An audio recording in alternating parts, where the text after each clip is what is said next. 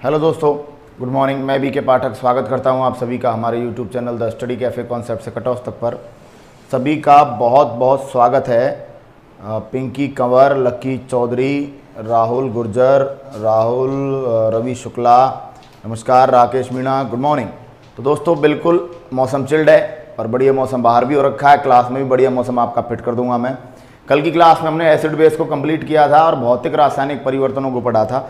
आज की क्लास में दोस्तों हम पढ़ेंगे रासायनिक अभिक्रियाएं। रासायनिक अभिक्रियाएं क्या पढ़ेंगे? Chemical reactions. क्या पढ़ेंगे? रासायनिक अभिक्रियाएं, केमिकल रिएक्शंस। ठीक है, इनके बारे में पढ़ेंगे। ठीक है, 4-5 प्रकार की अभिक्रियाएं अपने सिलेबस में हैं, तो अपने को इनको सबको पढ़ना है। Manish Saini good morning, good morning. Lucky Sisodia good morning. Ankit Jain good morning.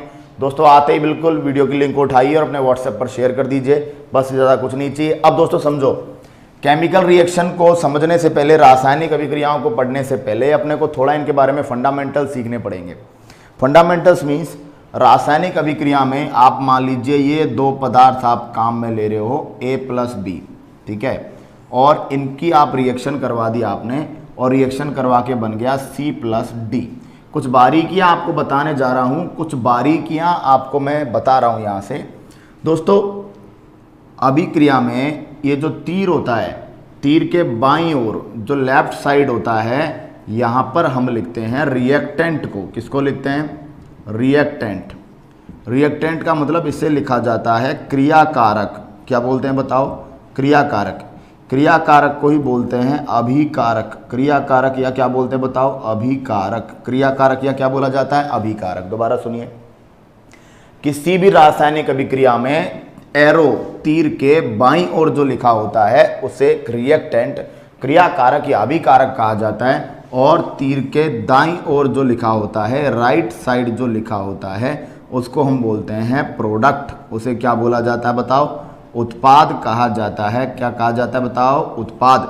तो किसी भी रासायनिक अभिक्रिया में तीर के बाईं ओर के सारे जो कंपोनेंट्स हैं वो क्या कहलाते हैं? रिएक्टेंट, अभिकारक, क्रियाकारक कहलाते हैं, जबकि तीर के दाईं ओर के जो कंपोनेंट्स हैं वो सब क्या कहलाते हैं बताओ? प्रोडक्ट कहलाते हैं, उत्पाद कहलाते हैं। ठीक है, दूसरी बात, सबसे पहली बात, रेलवे एग्जाम्स में इतने क्वेश्चन पूछे गए हैं, कौन सी अभिक्रिया गलत है, कौन सा समीकरण गलत है, कौन सी इक्वेशन गलत है। ठीक है, तो वो पूछ रहे हैं गलत इक्वेशन। 4 आपको समीकरण देंगे, उनमें से गलत इक्वेशन।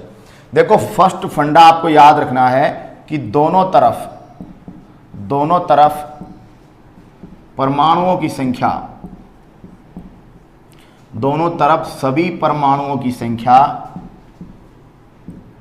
समान होनी चाहिए। ये बहुत बेसिक फंडा है रेलवे में। दोस्तों रेलवे में 99% यदि क्वेश्चन आया है कि निम्न में से गलत समीकरण छांटिए, निम्न में से गलत समीकरण बताइए, तो उसका आधार यही रहा है। क्या रहा है? कि परमाणुओं की संख्या क्या नहीं है? समान नहीं है। ठीक है, तो वो इक्वेशन क्या मानी जाएगी? गलत। जैसे देखो भैया, बैलेंस करना मतलब बैलेंस करना सीखेंगे यहां से हम, तो ध्यान रखना दोनों तरफ सभी परमाणुओं की संख्या क्या होनी चाहिए? समान होनी चाहिए। मतलब क्रियाकारक के सभी परमाणु और उत्पाद के सभी परमाणु आपस में क्या होने चाहिए? समान होना चाहिए। एक भी परमाणु यदि कम ज्यादा है तो वो जो रिएक्शन होगी वो असंतुलित होगी, असंतुलित होगी, और वो जो समीकरण होगा वो कैसा समीकरण होगा बताओ? गलत समीकरण होगा। और यदि परमाणुओं की संख्या समान है तो वो अभिक्रिया संतुलित होगी, और उसके बाद वो अभिक्रिया, वो जो समीकरण है वो कैसा रहेगा बताओ? सही समीकरण रहेगा। क्लियर? तो आपको पहला बेसिक कंसेप्ट यही ध्यान रखना है, पहला बेसिक कंसेप्ट यही ध्यान रखना है। रेलवे ने जब भी क्वेश्चन पूछा है कि अभिक्रिया सही और गलत बताइए, तो अभिक्रिया के सही और गलत होने का पहला जो तरीका है, हाँ, हितेश पाटीदार, एसिड और बेस को तो 2 क्लास में पढ़ा के मैं कंप्लीट भी कर चुका था। आज की क्लास पर ये जो थंबनेल है इसमें एसिड बेस नाम डल रखा था, तो इसको चेंज करवा के अभिक्रियाएं डलेगा। ये टॉपिक मैं पूरा करवा चुका हूँ, आप पढ़ना, रेलवे के अकॉर्डिंग बहुत अच्छे तरीके से करवा दिया है। ठीक है, तो दोस्तों आज हम रासायनिक अभिक्रियाएं पढ़ रहे हैं। रासायनिक अभिक्रियाएं वो होती हैं जिनमें एक या दो पदार्थ, ठीक है, एक या एक से अधिक पदार्थ, 2 पदार्थ आपस में क्रियाएं करते हैं और क्रियाएं करके कुछ नए पदार्थ बनाते हैं, नए उत्पाद बनाते हैं, कुछ बंध टूटते हैं, कुछ बॉन्ड जो होते हैं वो ब्रेक डाउन होते हैं, कुछ बॉन्ड जो होते हैं सिंथेसिस होते हैं, कुछ बंध बनते हैं, कुछ बंध टूटते हैं, ठीक है, और नए पदार्थों का निर्माण होता है, ठीक है।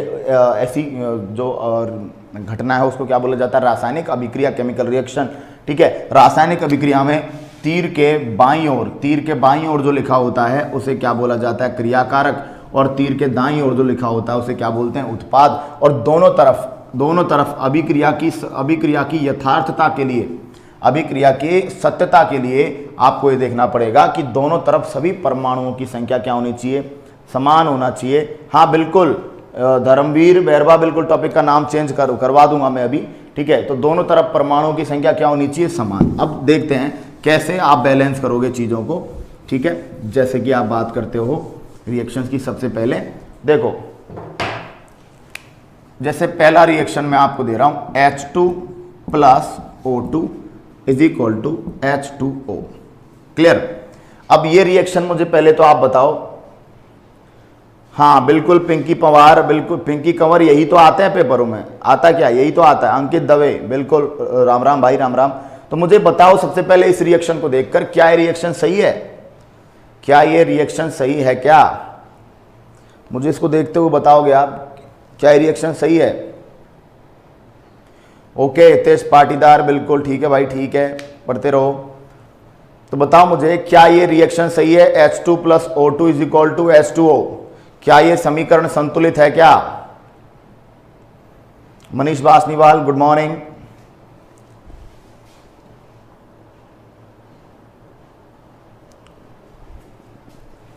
बिल्कुल। अभिक्रिया देखो, गिनो इधर, हाइड्रोजन कितने हैं? 2। इधर ऑक्सीजन कितने हैं? 2, ठीक है। इधर चलो, हाइड्रोजन कितने हैं? 2, लेकिन ऑक्सीजन कितना है? 1। अब ऑक्सीजन 1 है तो ये तो बैलेंस नहीं हो रहा। ऑक्सीजन 1 है तो अब आप एक चीज दूसरी और ध्यान रखना, एक चीज दूसरी और ध्यान रखना कि कभी भी, बिल्कुल रवि शुक्ला भाई, बॉटनी का वीडियो डेली बन रहा है, संडे को रिलीज होगा, आपको बता रहा हूं। संडे को मॉर्निंग में 6 घंटे 7 घंटे वीडियो रिलीज होगा अपना, किसका? पूरी बॉटनी का। संडे का टाइम रखा है, ठीक है, ताकि बाकी क्लास आपकी कोई भी डिस्टर्ब नहीं करनी पड़े, क्योंकि 6-7 घंटे का वीडियो है तो बाकी क्लासें डिस्टर्ब हो जाएंगी, ठीक है। चलो दोस्तों देखो, एक चीज और ध्यान रखना कि कभी भी जब रिएक्शन संतुलित नहीं हो तो उसको संतुलित करने के लिए जो संख्या आप लगाओगे वो कभी भी यहां मत लगाना। भाई आप कर दो कि ऑक्सीजन 1 है, यहां 2 कर दिया आपने, क्यों? फिर तो पूरा मामला गड़बड़ा जाएगा यार। क्यों? क्योंकि ये तो हाइड्रोजन पेरोक्साइड बना दिया आपने यार। यदि आपने सूत्र में, यदि आपने फॉर्मूले में, यदि आपने अणु सूत्र मॉलिक्यूलर फॉर्मूले में कोई चेंज कर दिया तो दोस्तों आपने रिएक्शन को पूरी को ही गलत कर दिया है। तो ये कभी भी नहीं करना है। आपको जो भी करना है वो आगे करना है। यहां लगा सकते हो, तो यहां आप क्या लगा दोगे? 2 लगा दोगे, क्योंकि ऑक्सीजन 2 करनी है। लेकिन लफड़ा हो गया, ऑक्सीजन जैसे ही आपने 2 की तो ऑक्सीजन तो 2 हो गई, लेकिन हाइड्रोजन 2 दूना क्या हो गया? 4। हाइड्रोजन 4 हो गया, तो यहां पे आपको क्या लगाना पड़ेगा? 2H2 लगाना पड़ेगा। क्या लगाना पड़ेगा दोस्तों? 2H2। दोबारा समझो, पहले क्या था? H2 plus O2 is equal to क्या था? H2O। अब हमने सबको देख लिया, हाइड्रोजन 2 इधर, हाइड्रोजन 2 इधर, ऑक्सीजन 2 इधर, 1। तो ऑक्सीजन को 2 करने के लिए हमने 2H2O कर दिया, ठीक है। अब जैसे ही ऑक्सीजन को 2 किया तो हाइड्रोजन हो गए 4। हाइड्रोजन 4 हो गए तो हम हाइड्रोजन के आगे क्या लगा देंगे बताओ? 2 लगा देंगे। क्लियर रहेगी बात यहां तक? तो संख्या में आप आगे परिवर्तन कर सकते हो, संख्या में आप नीचे परिवर्तन नहीं कर सकते, ठीक है। अगला बताओ, N2 plus H2 is equal to NH3। इस रिएक्शन में बताओ कहां क्या क्या लगाना है? N2 plus H2 is equal to NH3। देखो एक रिएक्शन में बता देता हूं, N2, अब N2 मतलब नाइट्रोजन यहां पे क्या है? 2, और यहां पे क्या है? 1। तो उसको बैलेंस करने के लिए आपने क्या लगा दिया? 2 कर दिया आगे। अब नाइट्रोजन तो 2 और नाइट्रोजन तो 2, ये तो बैलेंस है, लेकिन हाइड्रोजन कितने हो गए? 3 दूना 6। हाइड्रोजन कितने हो? 3 दूना 6, और यहाँ आपके पास कितने हैं? 2। तो आप क्या लगा दोगे आगे? 3 लगा दोगे। तो N2 plus 3H2 is equal to क्या बन जाएगा आपका? 2NH3। N2 plus 3H2 is equal to क्या बन जाएगा दोस्तों? 2NH3 बन जाएगा। और ये पेपर में क्वेश्चन दिया हुआ भी था थोड़े दिन पहले, रेलवे पेपर में, N2 प्लस 3H2, और यहाँ लिखा था XH, ये X को पहचानो। तो दोस्तों बिल्कुल आप पहचान सकते हो, क्योंकि N2 है तो आप 2 लगा दोगे आगे, 2 3 6। अभिक्रिया दोनों तरफ बैलेंस होनी चाहिए, दोनों तरफ परमाणु की संख्या समान होनी चाहिए, तो आप क्या कर सकते हो? यहाँ पे 2 लगा सकते हो। बोलो समझ में आ गई बात? तो सबसे पहला यही उठा रहा हूँ, दोनों तरफ परमाणुओं की संख्या क्या होनी चाहिए, समान होनी चाहिए। ठीक है, S2 plus O2 is equal to 2SO3। इसको बैलेंस करो, बिल्कुल बिल्कुल सही है, बिल्कुल सही है। S2 plus O2 is equal to SO3। इसको बैलेंस करके बताओ, इसको बैलेंस करके बताओ भाई दादाओ। लिंक को उठाइए, अपने सभी दोस्तों तक पहुंचाएं, शेयर करें। S2 plus O2 is equal to 2SO3। इसको बैलेंस करिए दोस्तों, बैलेंस करोगे तो वही है। S2 के लिए यहाँ पे आप 2 लगा दोगे, ये 2 3 6 हो गया, तो यहाँ आप क्या लगा दोगे, 3 लगा दोगे, 3 दूना 6। पूरी अभिक्रिया बैलेंस, पूरी अभिक्रिया बैलेंस्ड हो गई कि नहीं हो गई, बोलो बोलो।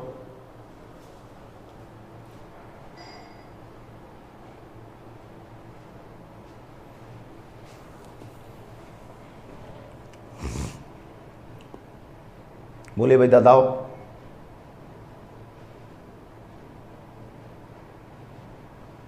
समझ में आया यहाँ तक? बिल्कुल ठीक है मनीष बासनीवाल, बिल्कुल ठीक है, बिल्कुल सही है, सबको समझ में आ रही है बात। अरे बताओ यहां तक की बात सबको समझ में आ रही है क्या? चलो आगे करके देखते हैं, आगे करके देखते हैं नेक्स्ट।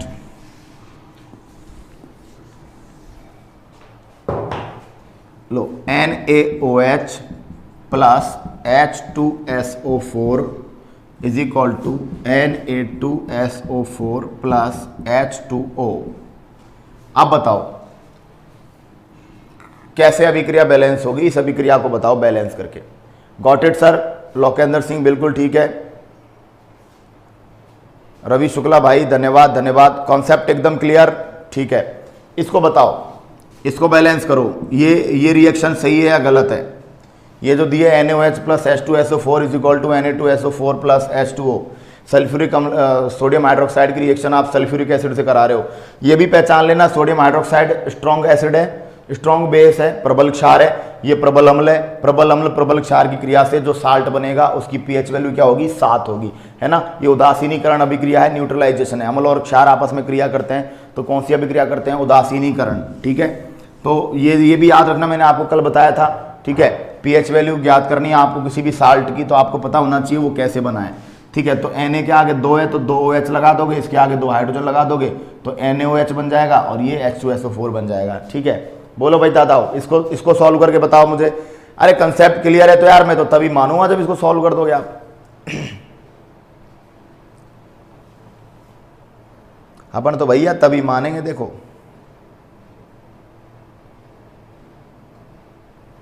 कैसे सॉल्व करोगे बताओ।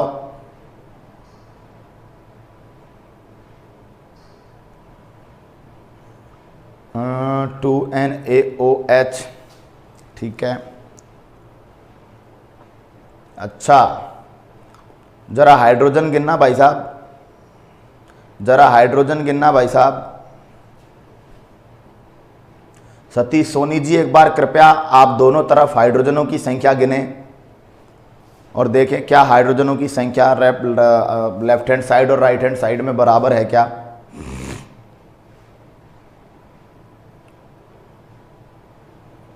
देखो NaOH, अब यहां पे Na 2 है, अब इस 2 को 2 करने के लिए आपने क्या लगा दिया, 2 NaOH लगा दिया। अब 2 NaOH लगाया तो Na2 ये आ गया, SO4 इसका चला गया, लेकिन यहां 2 देखो, अभी देखो 2 हाइड्रोजन इधर बच गए, 2 ऑक्सीजन बच गए, 2 हाइड्रोजन और 2 क्या बच गए, ऑक्सीजन, और 2 हाइड्रोजन ये रहे, तो हाइड्रोजन कितने हो गए, 4, और ऑक्सीजन कितने बच रहे हैं, 2, ठीक है। लेकिन अपने पास यहाँ हाइड्रोजन कितने हैं, हाइड्रोजन कितने हैं, 2, और ऑक्सीजन कितना है, 1। अपने को क्या करना है बताओ, हाइड्रोजन को 4 करना है और ऑक्सीजन को क्या करना है, 2 करना है, तो इसके आगे क्या लगाओगे, 2। क्या लगाओगे बताओ, 2। नहीं धर्मवीर नहीं, देखो जल को तो बैलेंस करो यार, अरे वाटर तो बैलेंस करो, हाइड्रोजन की संख्या देखो, फिर यहाँ 2 ये हो गए और 2 ये हो गए, 4 हो गए ना, तो 4 चाहिए थे आपको, आपके पास तो 2 ही है, तो H2O में क्या लगाओगे आगे, बिल्कुल बिल्कुल सतीश सोनी बिल्कुल, अब पकड़िए बात को, ठीक है। Krishna Kumar Regar good morning. पिंकी पवार, उससे कोई फर्क नहीं पड़ता ब्रैकेट से, हाँ फिर भी आपने गलत कर दिया इसको, तो ब्रैकेट नहीं लगाना है आपको, ठीक है, ब्रैकेट नहीं लगाना है, ब्रैकेट से फॉर्मूला आपका गलत जो है वो हो जाएगा, ठीक है, चलिए दोस्तों समझ में आ गई बात, समझ में आ गई। अगला बताता हूं, चलो बिल्कुल 2H2O आएगा। अब बात समझ में आई है, चलो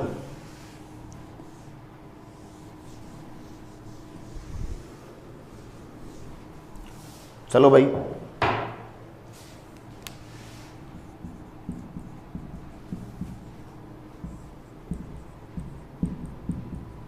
इसको बताओ भाई, ये रिएक्शन बताओ, बैलेंस करके दो इसको मुझे। बिल्कुल धर्मवीर सही है, विक्रम यादव एकदम सही है। हाँ 2H2O आएगा, 2H2O, यही तो बोल रहा था मैं। तुम सब लोगों ने गलतियां की थी, पूरा बैलेंस नहीं करते हो। टाइम लो आराम से, जल्दी नहीं करना है, बिल्कुल प्यार से करिए।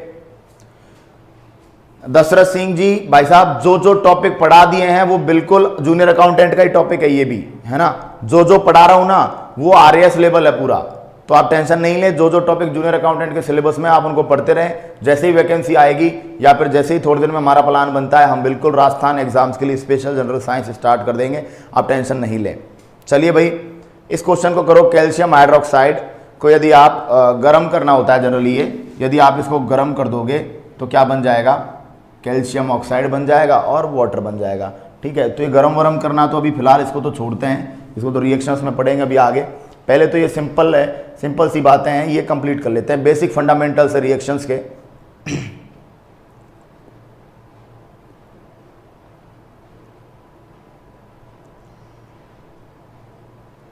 बताओ ये रिएक्शन कैसी है, देखो वो गौर करो। कैल्शियम 1 है, इधर भी कैल्शियम 1 है। देखो ये पूरा गुणा होता है, जब ब्रैकेट लगा होता है ना तो ये पूरी संख्या 2 से गुणा होती है। तो ऑक्सीजन इधर 2 है और हाइड्रोजन भी कितने हैं, 2, और कैल्शियम कितना है, 1। ठीक है, ये लिखा हुआ है। ओके, इधर देखो कैल्शियम 1, ऑक्सीजन 1 और 1 2, ऑक्सीजन 1 और 1 2, और हाइड्रोजन 2। तो देखो दोस्तों, ऑक्सीजन 2 हाइड्रोजन 2, कैल्शियम 1। तो ये अभिक्रिया ऑलरेडी क्या है दोस्तों, संतुलित है, ये ऑलरेडी बैलेंस्ड है, ये ऑलरेडी क्या है। अरे लकी सिसोदिया, ये क्या करवा दिया भाई, रिएक्शन बैलेंस्ड है, ऑलरेडी बैलेंस्ड है। आपने 2CO2 OH2 ये क्या करवा दिया।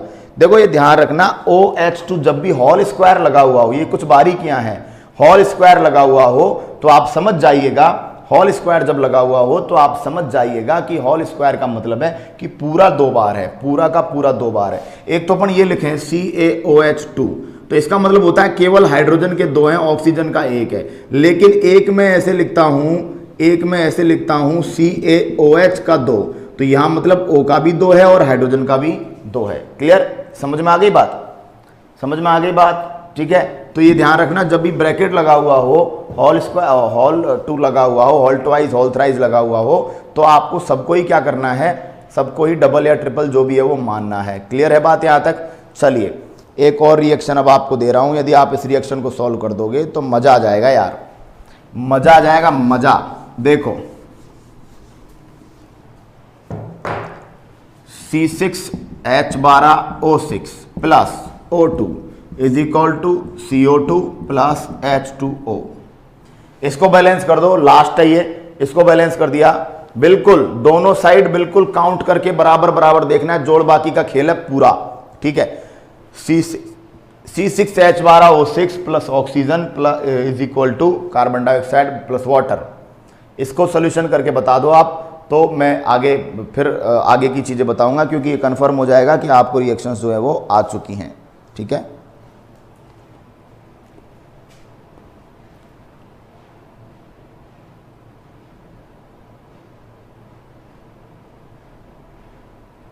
प्रताप जाट आगरा, गुड मॉर्निंग भाई, good morning. Dinesh Meena Dausa, good morning.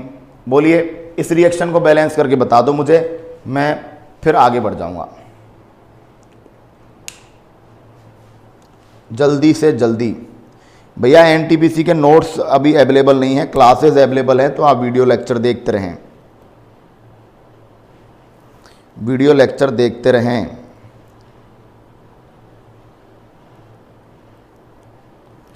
बोलो भाई,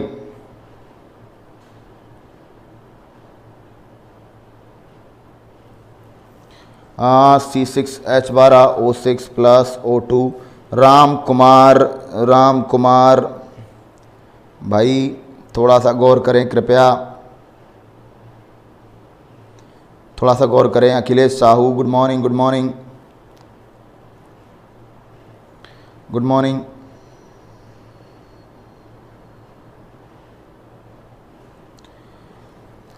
थोड़ा सा कृपया गौर करें आप।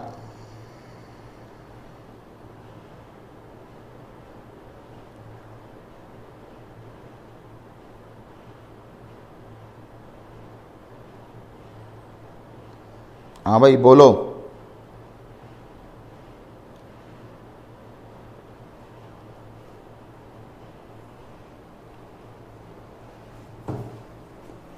दोस्तों ज़रा गौर करो यार, अरे नहीं बैठ रहा है तुम लोगों से। हाँ बिल्कुल, सतीश सोनी ने बहुत बढ़िया सेट कर दिया। Hazari Jat good morning. देखो गौर करो, सबसे पहले इसको पकड़ो, कार्बन 6 है ना, इधर कार्बन 1 है, इधर कार्बन 1 है, तो कार्बन को 6 कर दो सबसे पहले, ठीक है। अब कार्बन तो बैलेंस, कार्बन की चिंता नहीं है। हाइड्रोजन इधर 12 है, उधर हाइड्रोजन 2 है, इसको 12 करने के लिए आगे क्या लगा दो 6। अब हाइड्रोजन भी क्या हो गए बैलेंस, कार्बन बैलेंस और हाइड्रोजन बैलेंस, ठीक है। Carbon balance hydrogen balance. अब जरा गौर करो, अब ऑक्सीजन गिनो, इधर ऑक्सीजन है 6, इधर है ऑक्सीजन 2, ठीक है। इधर ऑक्सीजन 6 दूना 12 और इधर ऑक्सीजन 6 कम 6, तो मतलब 12 और 6 18 ऑक्सीजन इधर है, और आपके पास इधर कितनी हुई है 8। अब दोस्तों ये 6 को आप छेड़ नहीं सकते, यदि आप कुछ संख्या आगे लगा दी तो पूरा कार्बन और पूरा हाइड्रोजन बिगड़ जाएगा। तो आपके पास 6 है ये, अब ये 2 है ना, इसको आपको 12 करना है। क्यों? क्योंकि 12 करना है तो आप किससे गुणा कर दोगे 6 से, तो यहाँ क्या लगा दोगे 6, क्या लगा दोगे दोस्तों 6 लगा दोगे। तो बिल्कुल लकी चौधरी का भी सही है। अहमद जुनैद गुड मॉर्निंग, बिल्कुल सही है। C6H12O6 + 6O2 = 6CO2 + 6H2O। और याद हो तो दोस्तों यह श्वसन की अभिक्रिया है, ये रेस्पायरेशन की रिएक्शन है आपके, रेस्पायरेशन श्वसन। ग्लूकोज का जो ऑक्सीडेशन होता है, ग्लूकोज का जो ऑक्सीकरण होता है, वो अभिक्रिया। किसको ये बात समझ में नहीं आई मुझे बताएं, यदि समझ में नहीं आती है तो मैं एक बार और एक्सप्लेन कर दूंगा।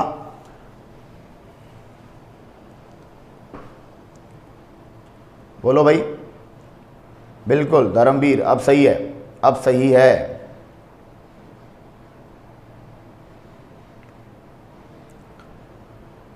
तो बिल्कुल बिल्कुल शांति के साथ चलना है, बिल्कुल भी। और रिएक्शन में जो भी आप बैलेंस कर दो, एक बार और गिना करो वापस से, ठीक है, एक बार और गिन लिया करो वापस से, ताकि कंफर्मेशन आपको मिल जाए। तुक्का नहीं लगाना है बिल्कुल भी, ठीक है। हाँ, श्वसन की रिएक्शन है ये। एक बार अच्छे से समझाऊं दोबारा, देखो देखो समझो भाई विक्रम यादव, समझो। देखो सबसे पहले कार्बन देखे, यहाँ 6 है, यहाँ 1 है, तो इसको 6 से गुणा कर दिया तो कार्बन बैलेंस। फिर हाइड्रोजन देखे 12 और यहाँ कितने 2, तो इसको 6 से गुणा कर दिया, कितने हो गए 12। अब ऑक्सीजन रह गए इधर 6 और इधर 2, इधर 6 और इधर 2 क्या रह गए थे ऑक्सीजन, और इधर थे 6 दूना 12 ऑक्सीजन और 6 कम 6, 12 और 6 18। अब ये 6 को तो आप छेड़ नहीं सकते, अब ये तो 6 कंप्लीट है, अब आपको चाहिए 12, तो 12 के लिए ऑक्सीजन के कितने अणु ले लोगे 6 को ले लोगे, तो 6 दूना क्या हो जाएगा, 6 दूना क्या हो जाएगा 12, तो 6 + 12 ये क्या हो जाएगा 18, 18 इधर 18 उधर, पूरा बैलेंस है, ठीक है। प्रताप जीत आगरा जी, भैया क्लासेस वीडियो लेक्चर्स हर टॉपिक के अवेलेबल हैं, आप देखिए। और आप NTPC का लिए टाइम भी है आपके पास, आप आराम से नोट्स वगैरह बनाइए और आगे चलिए। क्लियर? अब दोस्तों समझिए, अब आपको रिएक्शन पढ़ा रहा था ना, तो रिएक्शन में पहला आपको फंडा मैंने आपको बताया कि किसी भी रिएक्शन के सही गलत होने का पहला फंडा ये है कि वो रिएक्शन बैलेंस्ड है कि नहीं है, ठीक है। तो बैलेंस करना मैं आपको बता चुका था, ठीक है। अब दोस्तों दोबारा आते हैं, A + B = C + D। दोस्तों यदि याद रखना, कई बार वो फंडामेंटल चीजें पूछता है, यदि प्रोडक्ट की साइड किसी भी प्रोडक्ट के बगल में ये ऊपर की ओर उठा हुआ तीर लगा हुआ है, ऊपर की ओर उठा हुआ तीर लगा हुआ है, तो इसका मतलब समझ जाना ये गैसीय प्रोडक्ट है, ये गैसियस प्रोडक्ट है। कैसा प्रोडक्ट है? गैसियस। और गैसियस प्रोडक्ट है मतलब ये जो गैस है ये वायुमंडल में, एटमॉस्फेयर में क्या हो रही है, रिलीज हो रही है, मुक्त हो रही है। क्या हो रही है बताओ? मुक्त। तो यदि यदि उत्पाद की साइड, यदि प्रोडक्ट की साइड, किसी भी प्रोडक्ट के साइड में आपको ऊपर की ओर जाता हुआ तीर दिखाई दे रहा है, ऊपर की ओर जाता हुआ तीर दिखाई दे रहा है, तो समझ जाइएगा आप कि ये जो रिएक्शन है इसमें ये जो प्रोडक्ट है ये गैसीय उत्पाद है। कैसा उत्पाद है? गैसियस आपके पास प्रोडक्ट है, और गैसियस प्रोडक्ट है तो ये एनवायरनमेंट में क्या हो रहा है दोस्तों? रिलीज हो रहा है। लेकिन यदि किसी के नीचे की ओर तीर लगा हुआ है, इसका मतलब ये पात्र की तली में नीचे बैठ रहा है। पात्र का जो तली है उसमें कहाँ बैठ रहा है बताओ? ये नीचे बैठ रहा है। जिसके साथ भी आपको नीचे की ओर तीर लगा हुआ दिखाई दे तो समझिएगा वह पात्र की तली में नीचे बैठ रहा है, और नीचे बैठता है तो दोस्तों इसे बोला जाता है अवक्षेपण अभिक्रिया। क्या बोलते हैं? अवक्षेपण अभिक्रिया। अवक्षेपण अभिक्रिया, है ना। और जो पदार्थ नीचे बैठ रहा है उसे बोलते हैं अवक्षेप। क्या बोलते हैं? अवक्षेप। और अवक्षेप अभिक्रिया को इंग्लिश में बोला जाता है प्रेसिपिटेशन। क्या बोलते हैं? प्रेसिपिटेशन, है ना। और जो अवक्षेप जमा हो रहा है उसको बोलते हैं प्रेसिपिटेट। तो याद रखना दोस्तों, याद रखिएगा कि यदि किसी भी प्रोडक्ट के साइड में, किसी भी प्रोडक्ट के साइड में यदि आपको उठता हुआ तीर दिखाई देता है तो समझ जाइएगा वो कोई गैसीय उत्पाद है और वो वातावरण में मुक्त हो रहा है। और यदि किसी के साथ भी नीचे घटा हुआ तीर दिखाई दे तो समझ जाना वो अवक्षेप है, प्रेसिपिटेट है, और वो पात्र की तली में कहाँ पर बैठ रहा है बताओ? नीचे बैठ रहा है। पात्र की तली में कहाँ पर बैठ रहा है दोस्तों? नीचे बैठ रहा है। ठीक है, चलिए आगे बात समझ में। अब चलते हैं दोस्तों अभिक्रियाओं की साइड, है ना। और अभिक्रियाओं की साइड, जो पहली अभिक्रियाएं, दूसरी अभिक्रियाएं मैं आपको बता रहा हूँ। बहुत सिंपल तरीके हैं पकड़ने के, प्रैक्टिस इनको लेकर कल करेंगे। ठीक है, पकड़ने के बहुत सिंपल तरीके हैं। पहला देखो, यदि ए और बी जुड़ जाते हैं और ए और बी जुड़कर बना लेते हैं सी, ए और बी जुड़कर क्या बना लेते हैं? सी, तो दोस्तों इसको योगात्मक संयोजन, योगात्मक या संयोजन अभिक्रिया बोलते हैं। एडिशन रिएक्शन, एडिशन रिएक्शन, ठीक है, या कॉम्बिनेशन, कंबाइंड करना, कॉम्बिनेशन। ठीक है, तो योगात्मक या संयोजन अभिक्रिया, योगात्मक या संयोजन अभिक्रिया में क्या होता है कि दो पदार्थ जुड़ते हैं और एक पदार्थ क्या हो जाता है? बन जाता है। क्लियर? ये योगात्मक या संयोजन। जैसे एग्जाम्पल लिया आपने, H2 plus O2 is equal to 2H2O, 2H2 लिया। यहाँ पे देखो ये A हो गया और ये B हो गया, और दोनों ने जुड़कर क्या बना दिया? C। N2 प्लस 3H2, इन दोनों ने मिलकर क्या बना दिया? 2NH3। तो ये A है और ये B है, और ये क्या बन गया दोस्तों? C। क्लियर? तो दोस्तों योगात्मक अभिक्रियाएं, संयोजन अभिक्रियाएं, एडिशन रिएक्शंस, वे रिएक्शंस होती हैं, ये रिएक्शंस होती हैं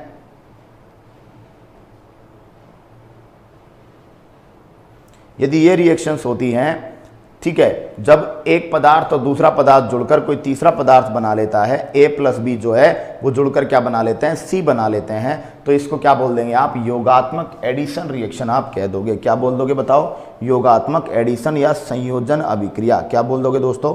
संयोजन अभिक्रिया। क्लियर है बात यहाँ तक? क्या बोल दोगे? संयोजन अभिक्रिया। ठीक है, क्लियर है बात यहाँ तक? यदि दूसरी जो होती है उसे बोला जाता है विघटन, विघटन, अपघटन, विखंडन या वियोजन, कुछ भी नाम आ सकता है। ठीक है, इंग्लिश में भी कई सारी, डिकम्पोजिशन आ सकता है, डिकम्पोजिशन आ सकता है, ब्रेक डाउन आ सकता है, डिकम्पोजिशन आ सकता है, ब्रेक डाउन आ सकता है। ठीक है, कुछ भी आ सकता है। Akhilesh Sahu nuclear fusion, nuclear fission, nuclear reactor के बारे में बिल्कुल भाई बिल्कुल, इसके बारे में भी पढ़ा देंगे, कोई बड़ी बात नहीं है। ठीक है, तो दोस्तों विघटन अपघटन से समझ में आ रहा होगा कि यहाँ कुछ टूटेगा। तो दोस्तों यदि A चलता है और A टूट जाता है B और C में, यदि A चलता है और A टूट जाता है B और C में, एग्जाम्पल्स वाइज बात करें, CaCO3, CaCO3 को आप गर्म कर दोगे तो बन जाएगा CaO और CO2। ठीक है, ये क्या है दोस्तों? वियोजन, सामान्य वियोजन है ये, सामान्य, सिंपल एकदम। यदि A जो होता है इसको आप तोड़ दोगे, इसको आप तोड़ दोगे किसमें, बी प्लस सी में, ठीक है। तो जैसे कैल्शियम कार्बोनेट है CaCO3, ये हो गया A और ये टूट गया आपका किसमें, B और C में, ये आपका टूट गया। क्लियर, आगे बात समझ में। तो संयोजन अभिक्रियाओं में दो जो है वो जुड़ेंगे और तीसरा बनेगा। अपने लेवल पर इतना ही है रिएक्शंस का, अपने लेवल पर अपने को ऑर्गेनिक वगैरह वाली रिएक्शंस नहीं पढ़नी है, ठीक है। क्लियर, अपने लेवल पर अपने बहुत सिंपल लेकर चलना है, क्योंकि रेलवे में यही है, ये पर ये सिंपल नहीं है, ये काफी हद तक घूमेगा जब कल प्रैक्टिस करेंगे, ठीक है। तो दोस्तों A plus B is equal to C तो आपका संयोजन या योगात्मक अभिक्रिया, और विघटन, अपघटन, विखंडन या वियोजन, डिकम्पोजिशन या ब्रेकडाउन रिएक्शन, है ना, A है वो टूट जाएगा B और C में। क्लियर। अब दोस्तों इसके कई तरीके आप देखने को मिलेंगे आपको, ठीक है। जैसे कि आपसे बात करता हूं मैं, आपको छोटी छोटी बारीकियां पकड़नी पड़ेगी। हाँ बिल्कुल, एडिशन का अपोजिट ही तो है सतीश सोनी, ये एडिशन का अपोजिट ही है विघटन। A टूट गया B और C में, ठीक है, तो ये तो नॉर्मल अपघटन है। लेकिन यदि A टूट जाता है B और C में, और या तो ये साइन कहीं पर लिखा हुआ है, पकड़ना दोस्तों, बारीकियां है ये, डेल्टा का साइन। डेल्टा का साइन नहीं हो तो नीचे आपको टेम्परेचर लिखा मिलेगा, जैसे लिख दिया 573 केल्विन, है ना, 573 केल्विन, या आपको लिख दिया 2000 डिग्री सेंटीग्रेड, ऐसा कुछ। तो या तो ऊपर डेल्टा का साइन लगा हुआ हो, या नीचे आपने कोई टेम्परेचर लिखा हुआ हो, नीचे आपने क्या लिखा हुआ हो, कोई टेम्परेचर लिखा हुआ हो। तो दोस्तों ये अपघटन तो हुआ है, लेकिन ये अपघटन कैसा अपघटन हुआ है, तापीय अपघटन। कौन सा अपघटन हुआ है, तापीय अपघटन। तापीय अपघटन या ऊष्मीय वियोजन भी वर्ड आता है, ऊष्मीय वियोजन, थर्मल ब्रेकडाउन, क्या बोलते हैं इसको, थर्मल डिकम्पोजिशन। थर्मल का मतलब आपने क्या दिया है बताओ, टेम्परेचर दिया है, ठीक है। तो वियोजन का पहला है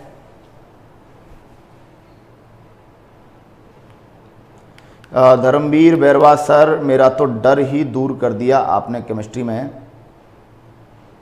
नहीं भाई ऐसी बात नहीं है दोस्त, मैं कह रहा हूं आपसे, केमिस्ट्री रियल में ऐसा सब्जेक्ट है, इसको यदि आपने फंडामेंटली, आपने बेसिकली पढ़ लिया है, बेस से लेकर पढ़ लिया है, छोटी छोटी बारीकियों को सबको समझ कर पढ़ा है, तो मैं कह रहा हूं आपको रटना नहीं पड़ेगा और वफादारी आपसे पूरा निभाएगा ये सब्जेक्ट, ठीक है। क्लियर, बिल्कुल ऐसा नहीं है, भूलते नहीं है। अखिलेश साहू ऑर्गेनिक केमिस्ट्री अपने सिलेबस में नहीं है, फिर भी मैं आपको उसकी थोड़ी थोड़ी जानकारी दूंगा, ठीक है। तो दोस्तों यदि डेल्टा का साइन आता है, छोटी छोटी बारीकियां हैं, रिएक्शन की कमजोरियां हैं, कान मरोड़ो और अपनी पहचान खुद बता देगी रिएक्शन, ठीक है। तो दोस्तों यदि ये साइन आपको मिल जाता है अपघटन में, या नीचे तापमान मिल जाता है, तो समझ जाना थर्मल ब्रेकडाउन, है ना, थर्मल डिकम्पोजिशन, ऊष्मीय वियोजन या तापीय अपघटन होगा।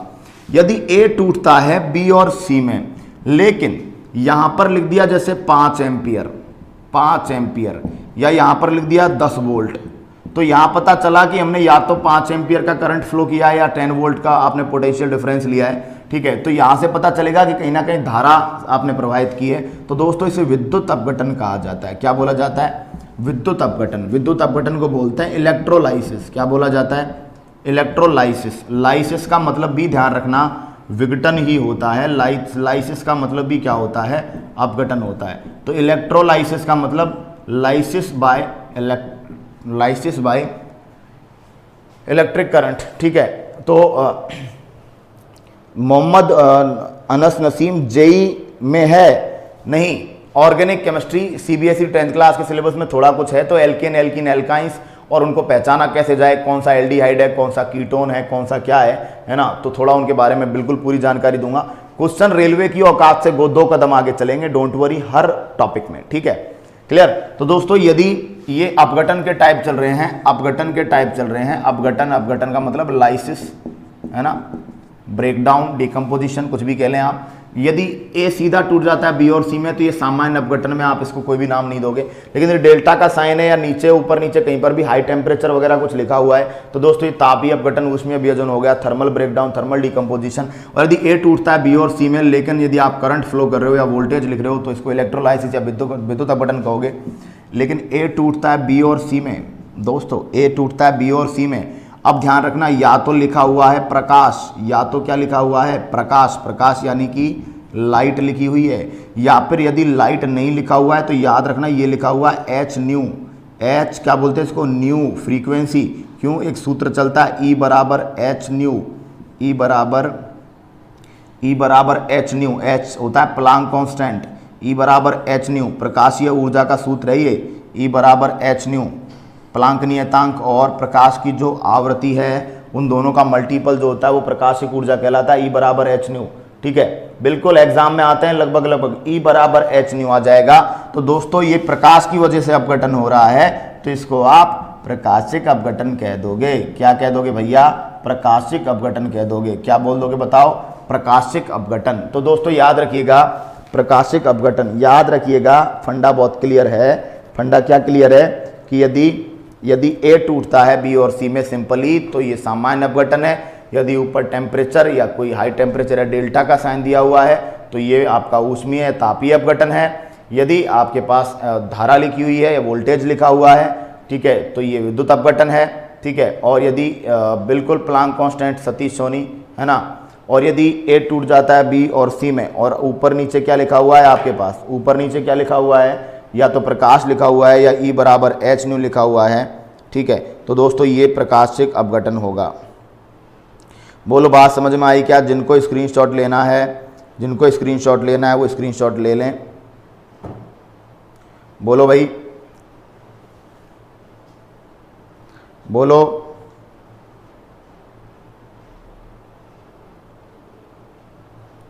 आगे चले भैया।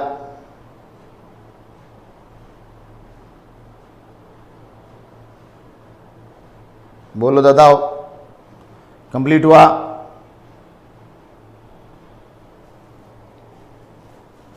चलिए आगे चलते हैं। बिल्कुल धर्मवीर भैरवा, बिल्कुल पता है। यहां तक की बात समझ में आ गई क्या? यहां तक की बात समझ में आ गई क्या? अब दोस्तों अब हम पढ़ेंगे विस्थापन। विस्थापन को क्या बोला जाता है? सब्स्टिट्यूशन। विस्थापन को सब्स्टिट्यूशन या डिस्प्लेसमेंट। अगली रिएक्शन पढ़ेंगे विस्थापन। विस्थापन अभिक्रिया। विस्थापन अभिक्रिया को या तो बोला जाता है डिस्प्लेसमेंट, डिस्प्लेसमेंट रिएक्शन, या इसको सब्स्टिट्यूशन भी बोल दिया जाता है। दोस्तों देखो, विस्थापन अभिक्रिया में क्या होता है? ए और बी बैठे होते हैं, साथ में सी होता है। अभी सी क्या करता है? इनमें से किसी एक को खिसका देगा और खुद जुड़ जाएगा। तो या तो बना लेगा ए सी प्लस बी को साइड में कर देगा, या बना लेगा बी सी प्लस ए को साइड में कर देगा। ठीक है, तो याद रखना दोस्तों, यदि कोई पदार्थ किसी दूसरे पदार्थ को उसकी जगह से उठा देता है, कोई तत्व किसी दूसरे तत्व को उसकी जगह से हटा देता है, खुद उसकी जगह बैठ जाता है, तो याद रखना दोस्तों इसे क्या बोला जाता है? विस्थापन, डिस्प्लेसमेंट। ठीक है, लेकिन दोस्तों इसके लिए जरूरी है कि ये जो तत्व है इसकी जो क्रियाशीलता है, इसकी जो क्या है बताओ? क्रियाशीलता है वो क्या होनी चाहिए? ज़्यादा। और क्रियाशीलताओं का पता लगाने के लिए मैं कल की क्लास में आपको विद्युत रासायनिक श्रेणी पढ़ाऊंगा।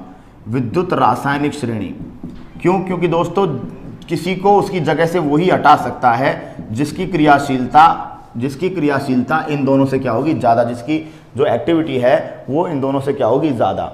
तो आपको एक इलेक्ट्रोकेमिकल सीरीज पढ़ाऊंगा। इलेक्ट्रोकेमिकल सीरीज से आपको पता चलेगा कि कौन सी धातु, कौन सा मेटल ज़्यादा क्रियाशील है। तो जो ज़्यादा क्रियाशील है ना वही हटा पाता है कम क्रियाशील को। ठीक है, यदि कम क्रियाशील से ज़्यादा क्रियाशील को हटवा रहे हो तो अभिक्रिया गलत है, कभी भी नहीं होगी। कम क्रियाशील पदार्थ अधिक क्रियाशील पदार्थ को कभी भी नहीं हटा सकता है, वो रिएक्शन नहीं होगी। ठीक है, क्लियर? तो मैं बताऊंगा कल आपको, ठीक है, कि आप धातुओं की क्रियाशीलता कैसे तय करोगे। एक श्रेणी पढ़ोगे जिसको बोला जाता है इलेक्ट्रोकेमिकल सीरीज। इलेक्ट्रोकेमिकल सीरीज, ठीक है, तो इलेक्ट्रोकेमिकल सीरीज में आपको कल की क्लास में पढ़ाऊंगा। ठीक है, और विस्थापन के बाद अगला है द्विविस्थापन। अगला कौन सा है? द्विविस्थापन। द्विविस्थापन को बोला जाता है डबल डिस्प्लेसमेंट। और दोस्तों द्विविस्थापन जो है वो अपने आप में एक विस्थापन है, लेकिन वो 2 बार हो रहा है। तो लेकिन ये भी याद रखिएगा कि प्रत्येक द्विविस्थापन अपने आप में क्या है? विस्थापन है। लेकिन हर विस्थापन द्विविस्थापन हो ये जरूरी नहीं होता। क्यों? क्योंकि विस्थापन एक बार ही होगा, जरूरी है। ठीक है, लेकिन द्विविस्थापन में तो 2 बार होना चाहिए।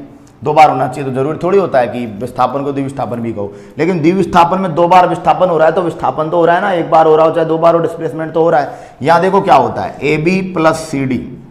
अब ये दोनों आपस में डिस्प्लेस्ड हो जाते हैं, तो बन क्या जाता है? या तो बन जाएगा A C plus B D बन जाएगी, या बन जाएगी आपकी A D plus B C बन जाएगा। तो दोनों में से कोई सा भी बन सकता है। ये डबल डिस्प्लेसमेंट रिएक्शन है दोस्तों, डबल डिस्प्लेसमेंट है। जैसे इधर एग्जांपल दो आपको CuSO4 प्लस Zn, तो Zn की क्रियाशीलता कॉपर से ज़्यादा है, तो ये कॉपर को साइड में हटा देगा और बना क्या लेगा ZnSO4 प्लस में Cu। ठीक है, ZnSO4 प्लस में Cu। ठीक है, तो ये क्या हो गया, विस्थापन हो गया। लेकिन यदि कि यही कैसे हो जाता आपका, ये हो जाता NaOH plus HCl, NaOH plus HCl। तो दोस्तों क्या होता कि ये Cl तो आ जाता यहाँ और ये OH चला जाता यहाँ, तो क्या बन जाता NaCl प्लस Na, ये तीर आपने लगाया, तीर बनाया, NaCl प्लस H2O। ठीक है, तो दोस्तों देखो आप, दोस्तों रिएक्शन बैलेंस हुई। ठीक है, तो इन दोनों को अब 2 बार डिस्प्लेसमेंट हुआ, ये इसकी जगह जाके बैठ गया, ये इसकी जगह आ गया। तो दोस्तों इसको क्या बोल दिया आपने, डबल डिस्प्लेसमेंट। क्या बोल दिया, डबल डिस्प्लेसमेंट। ठीक है, तो बोलो एकदम सॉलिड कंटेंट, बिल्कुल सही है, ऑफलाइन ऑनलाइन कहीं पर भी नहीं मिलेगा। और अभी तो कल देखो, अभी तो पिक्चर को शुरू किया है, पिक्चर तो अभी बाकी है। कल देखो इस टॉपिक को किस लेवल पर जाके छोड़ूंगा। रेलवे तो आपके पानी भरेगी बैठ के यार पेपर में।